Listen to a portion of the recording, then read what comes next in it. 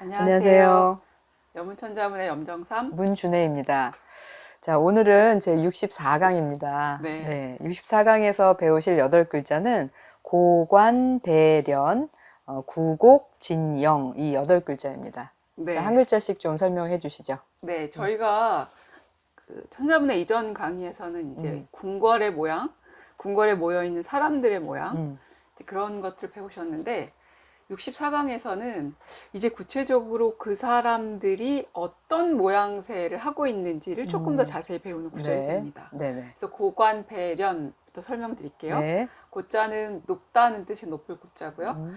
관자는 갓, 관자, 그러니까 머리에 쓰는 모자의 일종이죠. 네. 그 다음에 배자는 모신다는 뜻의 배자고, 련자는 술의 련자입니다. 네. 그래서 이제 앞에 네 글자를 이제 해석을 먼저 하자면, 해석을 해보면요. 예, 높은 관을 쓴 그런 문신들, 문관들은 왕이 타고 가는 수레의 옆에서 모시고 가고 있고, 네. 이런 뜻으로 해석됩니다. 네. 그 뒤에 네 글자는 이제 맨 앞에 구자는 말을 몰다라고 하는 구자고요. 그 다음에 곡자는 수레바퀴 곡자인데 수레바퀴의 왜 가운데에 바퀴 살이 모여드는 통 있죠. 그것을 곡이라고 합니다. 그 다음에 진자는 떨칠 진자. 그 다음에 마지막 글자는 갓끝 영자입니다. 갓끝 영자. 예, 갓은 이제 모자 일종이니까 모자에 이렇게 그 달려 있는 끈들이죠. 네. 그것을 이제 영이라고 하는데요. 네네. 해석을 해드리면 수레를 몰고 가면서 그 수레를 모는 사람은 일반적으로는 이제 무용을 갖춘 사람, 그래서 이제 무관을 여기서는 상징한다고 보고 있습니다. 그래서 수레를 몰고 가면서 그들이 쓰고 있는 관에 있는 끈이 흔들리네. 네. 이렇게 해석이 됩니다. 네. 아마도 이제 수레를 모는 사람은 이제 수레를 네. 모는 전문 수행인일 거고, 네. 그 옆에 이제 임금 옆에 아마도 말을 타고 같이 이렇게 무관들이 움직이면서 그렇죠. 이제 가끈이 흔들리는 이런 모습을 이제 묘사한 것 같으네요. 네. 자, 그러면 이제 한 글자씩 글자의 이제 모양을 구체적으로 좀 살펴보겠습니다. 네. 높을 고자부터 보시죠. 이제 높을 꽃자는 여러분이 현재 보고 있는 해서의 자형에서는 뭐가 보이세요? 해서는 위아래로 이제 입구가 두 개 보이는데요. 네. 사실 높다하고 입구는 관계가 없어 예, 보이는데요. 그래서 네. 옛날의 글자는 이게 완전한 상형자라고 얘기합니다. 무엇을 상용한 건가요? 무엇을 상용한 글자인지 이제 여러분이 이제 갑골문하고 금문하고 지금 소전하고 예서나 해서를 이제 같이 보고 계시는데요. 네. 저희가 어떤 걸 상용한 건지 조금 더 보기 위해서 큰 글자를 하나 보겠습니다. 네. 여러분이 보고 계실 글자는 이제 갑골문에 말하자면 고자인데요. 네. 딱 보면 뭘 상용한 거라고 생각이 드세요? 사실 저는 어렸을 네. 때 집 그림 그릴 때, 집을 그릴 때 네. 이렇게 삼각형 지붕 그리고 밑에 이렇게 그렇죠. 네모나게 해서 집을 그리잖아요. 예, 예. 여기는 한 층이 더 있어요, 그 위에. 맞아요. 예, 예. 네. 그러니까 여기 이제 고자를 보시면 여기 이렇게 이제 지붕의 모양을 네. 보이실 수가 있고 네. 이 지붕이 바로 어떤 건물에 붙어 있는 게 아니라 그 사이에 다시 건물의 모양이 이렇게 또 네. 있죠. 그러니까 이제 2층 집 이상인 그렇죠. 거죠, 얘가. 예. 높은 누대를 지을 때면 여러 층을 겹쳐서 만들어야 되잖아요. 그러니까 이건 높은 집입니다. 네. 그리고 이 안에 있는 건 이렇게 생긴 건 입구 모양으로 생겼지만 사실은 어디론가 들어가기 위한 문일 수밖에 없죠. 아, 그러네요. 그렇죠? 건물에 네. 들어가는 문인 거죠. 그러면 문은 아래층에 있다 그러면 네. 그 위에 또다시 올려서 높은 막루.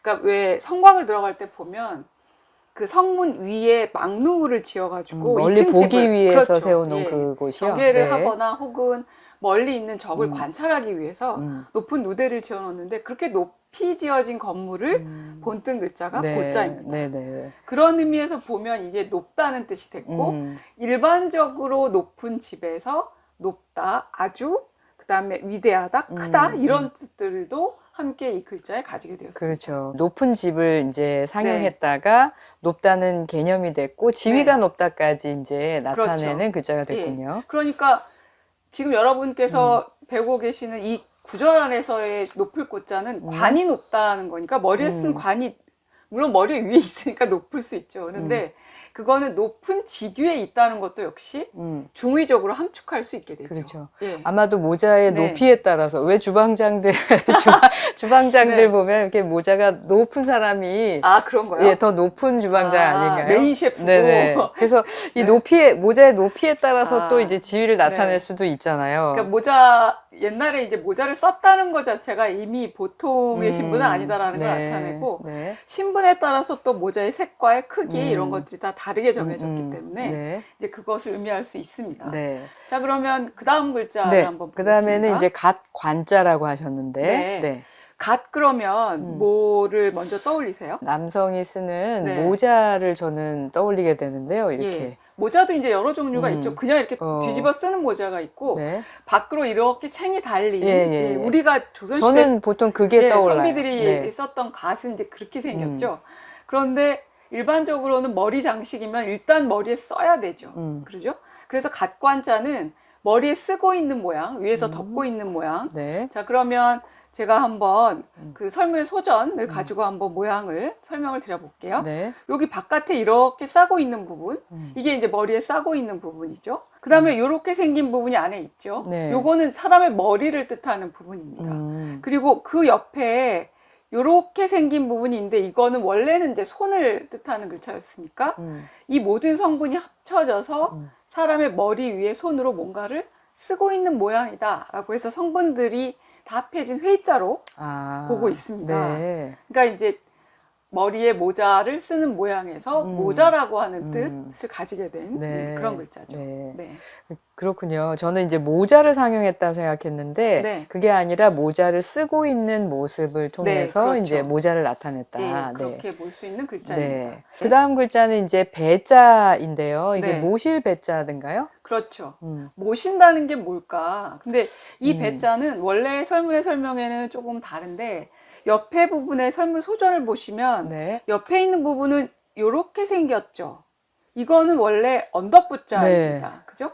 언덕은 흙이 여러 층이 모여서 높은 언덕을 이루고 있는 곳을 말합니다. 네. 그래서 원래는 설문에는 이게 흙을 여러 개 높게 층층이 쌓아놓은 곳이다. 이렇게 설명하고 있어요. 네. 그러니까 흙을 층층이 쌓았으면 어떻게 돼요? 그곳에 흙이- 뭔가 가득 차 있게 되죠. 네네. 그죠? 가득 차 있다는 뜻에서 점점 더 나아가서 뜻이 조금씩 확대되는데 그래서 거기서 더 해주다. 그 다음에 두텁게 해주다. 이런 뜻이 됐고 신하를 뜻할 때 배신이라는 말을 쓰는데 이 배신은 뭐냐면 왕의 옆에서 두텁게 왕의 은혜를 더해주고 왕에게 도움을 주는 신하. 아. 그 신하가 배신입니다. 아. 그러니까 그런 뜻에서부터 점차 나아가서 모신다는 뜻의 배자까지 나오게 되었어요. 왕의 옆에서 모시고 네. 있는 신하를 이제 배신이라고 한다 네, 이 말씀이네요. 그렇죠. 네. 네. 배석하다 이런 말 들어본 것 네, 같은데요. 맞습니다. 네네. 그때도 마찬가지로 이 배자를 쓰고요.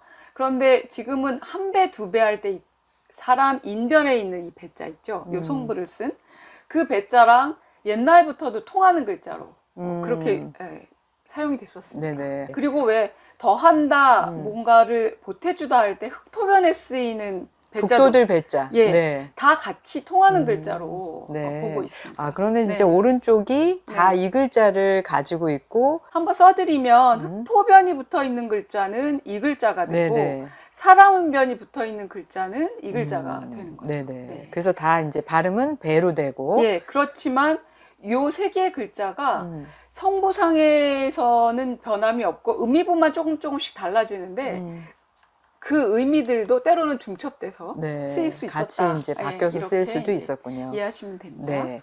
네, 좋습니다. 그 다음 글자 보겠습니다. 네. 그 다음은 이제 련자인데요. 네. 이게 복잡하네요. 그렇죠. 네. 근데 그런데 이 련자는 우리가 수레거자 아시죠? 네, 그러니까 수레거자. 수레거자가 이 안에 성분으로 들어가 있죠. 예. 아래 그죠? 부분이 이제 수레가 있습니다. 근데 나머지 부분들은 그럼 뭐가 보이세요? 나머지가 이제 지아비 부자가 두 개가 있거든요. 예, 지압이라고 하는 건 예. 역시 사람을 가리키는 말이죠. 네. 그리고 이제 남성을 지압이라는 건 의미하죠. 남자, 네. 대장부에서 다 큰 성인 남자를 말합니다. 근데 요 련자가 음. 우리가 보통 이제 풀이를 할 때 손수레라고 얘기해요. 손수레요? 손으로 네. 끌고 가는 수레인가요? 그렇죠. 그러면? 그러면 이제 사람이 끌어야 된다는 거예요. 이제 그거를 조금 더 분석적으로 보기 네. 위해서 근문의 자형을 조금 크게 보겠습니다. 아, 네. 자, 보시면 너무 분명하게 네. 드러나죠. 그림이네요, 그림. 그렇죠. 네. 가운데에 두 명의 사람이 있고. 네, 분명하게 네. 보이죠. 게다가 또 네. 발 부분이 되게 강조가 돼 있어요. 이제 그러네요. 걸어간다는 의미가 네. 이제 들어있나 봐요. 밀면서 걸어가나 네, 보죠. 그렇죠. 그러니까 여기 이제 수레바퀴의 모양이 이제 두 개가 네. 이렇게 분명하게 보이고 네. 이 수레를 받치고 있는 전체 끌체 네. 그리고 앞에 뭔가 여기 이제 짐승 말이나 소에게 얹어야 되는 곳에 거기에 사람이 들어가 있는 거죠. 네. 그러니까 사람이 끌고 가는 손수레라는 그런 모양이 네. 고문에서는 다 분명하게 드러나고 있는. 네. 그럼 그런 거 이게 있잖아요. 일반적인 수레의 모습이었나요? 아니면 특정한 사람이 타는 이제 수레인가요? 보통은 이렇게 사람이 직접 끄는 수레는 황제나 왕이나 이제 이렇게 아주 그 고위층에 네. 있는 사람들이 타는 수레이죠. 네, 그렇군요. 네.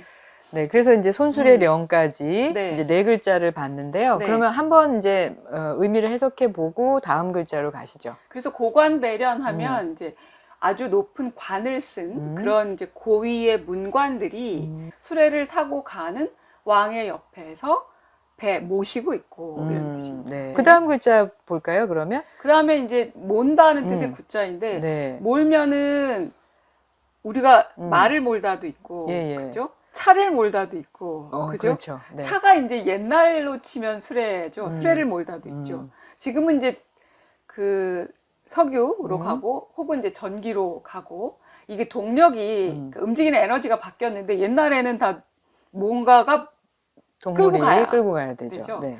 그러니까 주로 이제 말이 끌었는데 그러다 보니까 몬다는 뜻의 글자에는 당연히 네, 말맞자가 들어가야 예, 말맞자가 네. 들어가야 됩니다. 그러니까 이 글자는 말맞자와 나머지 부분 구가 네. 발음 성분으로 만들어진 형성자입니다. 네.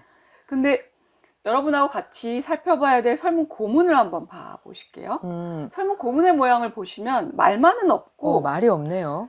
옆에 요 부분은 오른쪽에 있는 부분은 우리가 이렇게 쓰는 거죠. 네. 손으로 뭔가를 들고 있는 그 부분이죠. 사실 이 글자는 네. 여러 번 봤는데 네. 손에 뭔가를 들고 짐승을 이렇게 때리는 모습이요. 그게 이제 칠목자가 네, 그렇죠. 소자가 있어가지고 손에 막대기를 들고 친다 이런 의미였거든요. 네, 그렇죠. 말을 몰려면 책찍이라든지 뭔가를 들어야 되는 네. 거죠.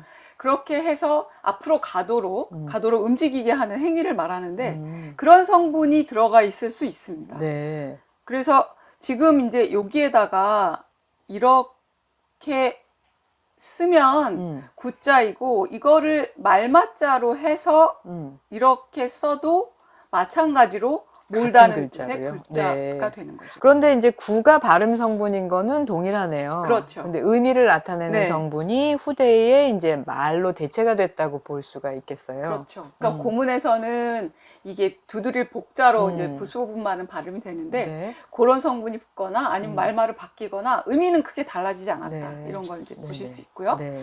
네. 네, 그 다음 글자 보겠습니다. 그 다음에는 글자는 이게 복잡한 글자인데요. 예. 아까 수레바퀴 통이라 그러셨어요. 네, 그죠? 네. 그러니까 수레바퀴에 바퀴살, 콕들이 가운데로 모여드는 그 중심 축을 수레바퀴통 곡이라고 하는데요. 네. 그러면 당연히 수레의 일부분이니까 어떤 부분이 들어가야 네, 되죠? 수레 거자가 여기 들어가 있어야 있고요. 되는 거죠. 네. 그 나머지 부분은 발음을 나타내는 갓이라고 하는 네. 예, 그런 이제 성부가 예, 구성이 돼 있습니다. 예, 발음 성분이 훨씬 더 많은 비중을 차지하고 있네요. 글자 전체에서. 예, 그래서 이제 전설을 크게 보여드렸는데 네. 이렇게 보시면은 손으로 뭘 잡고 있는 모양, 나머지 부분 이렇게 해갖고 글자가 복잡하게 구성이 돼 있습니다. 근데 요것을 가지고 구성된 성부를 가지고 구성된 글자가 꽤 되죠. 네. 그죠? 여기에 벼화번이 들어가면 왜 곡식할 때 곡자도 되고요. 아, 그러네요. 예. 그래서 요 성부로 구성된 글자들이 꽤 되니까 좀 복잡하더라도 기억해 네. 두시면 이제 나중에 도움이 될 겁니다. 네네. 근데 여기는 바퀴 인데 결국 수레의 일부분일 뿐이잖아요. 그렇지만 이 문장에서는 수레 전체를 지칭하는 그런 글자로 네. 바꿔서 해석하시면 되죠. 네. 네. 그래서 곡하면 바퀴를 굴리거나 바퀴를 모는 게 아니라 네. 수레를 몰고 가는 네. 것이죠. 네. 자, 그 다음 글자는 이제 진짜인데 네. 떨칠 진짜입니다. 네.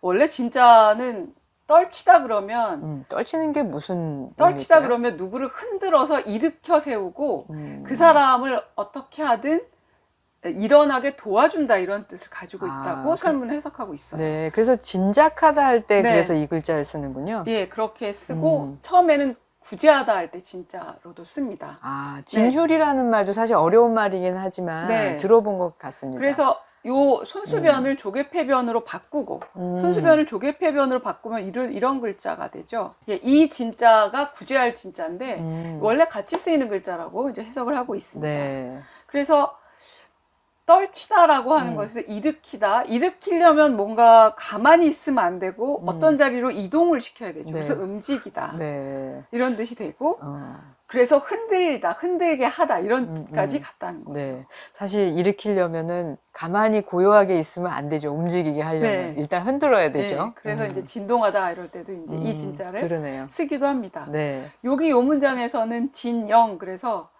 어떻게 해야 돼요? 갓끈을 흔들게 흔들다. 하는 거죠. 그러니까 수레를 모는 속도에 의해서 갓끈이 흔들려지는 거죠. 그때 이제 진짜를 썼다는 겁니다. 네네. 네. 그럼 무엇을 흔드느냐? 지금 갓끈이라 그러셨는데 네. 영자 볼까요? 네. 예. 자, 끈은 뭘로 만들어지죠? 끈은 실로 만들죠. 예. 그러면 당연히 구성 성분에 뭐가 있어야 됩니까? 네네. 실사가 그래서 보입니다. 네, 그럼 좀 큰 글씨로 소절 한번 네. 보겠습니다.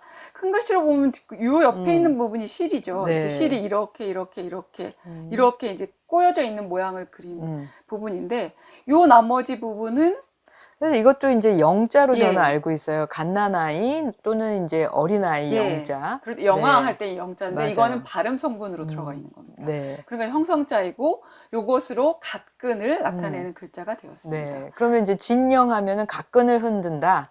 그렇죠. 이렇게 해석이 되는 거군요. 근데 갓끈이 자기가 이렇게 흔들 수 있는데 그런 경우는 없을 거고 임금 앞에서 더군다나 이렇게 경망스럽게 그렇지는 않을 거고 네. 이렇게 수레가 달려가는 속도에 따라서 그것 때문에 바람에 갓끈이 이렇게 앞뒤로 흔들리는 거죠. 네. 그 모양을 이제 본뜬 그런 구절이 구곡진영이라고 네. 할 수 있습니다. 네. 더 부연하실 내용이 있을까요? 아니요, 오늘은 네. 여기까지만 합니다. 예. 다음 시간에는 네. 세록치부, 거가, 비경 이 8글자를 배워보겠습니다. 네. 그럼 오늘은 여기까지 하겠습니다. 감사합니다. 수고하셨습니다.